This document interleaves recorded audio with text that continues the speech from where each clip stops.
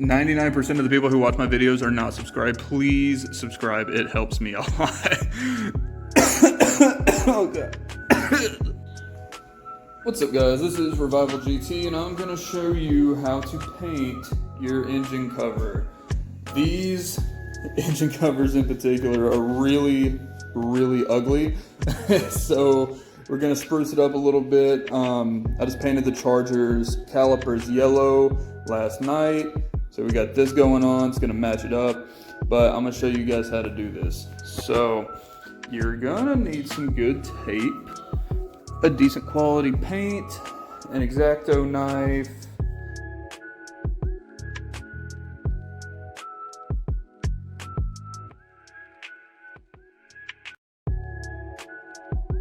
so what you need to do, you get you some good quality tape. This is 3M precision masking tape.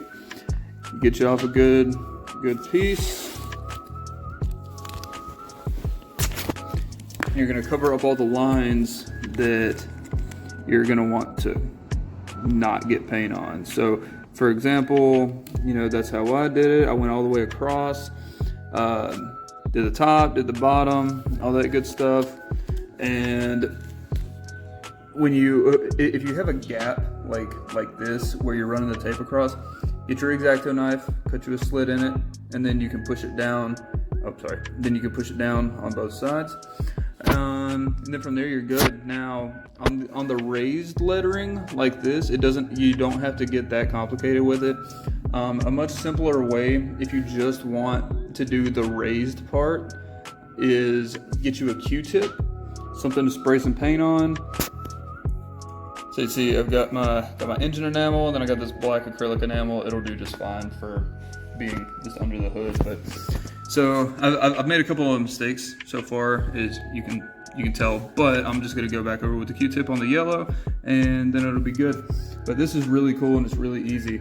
So we're gonna I got something to spray my paint on. Gonna get a good glob right there. Grab your Q-tip. I'm gonna roll it in there, just like that. And we're gonna put it on nice and thick, just like that. And it's gonna look kind of rough just to kind of start, but it'll flatten itself out. But so yeah, I've done the entire thing except for this last one. So I'm just gonna show you. We're just gonna go straight across the edges, just like that. So we're not getting it wherever we don't want it. And boom. Look at that, look how easy that was. So you can do that on the Hemi part too.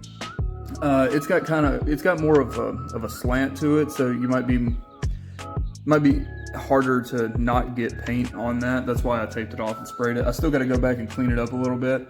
I'm gonna get some like some acetone or something and kind of go across the edges and clean it up. But yeah, that's it, guys and girls. It is super easy, and this is gonna look really good under the hood. It's gonna look a lot better than just that old crappy gray looking color. But yeah, you guys got any questions? Let me know.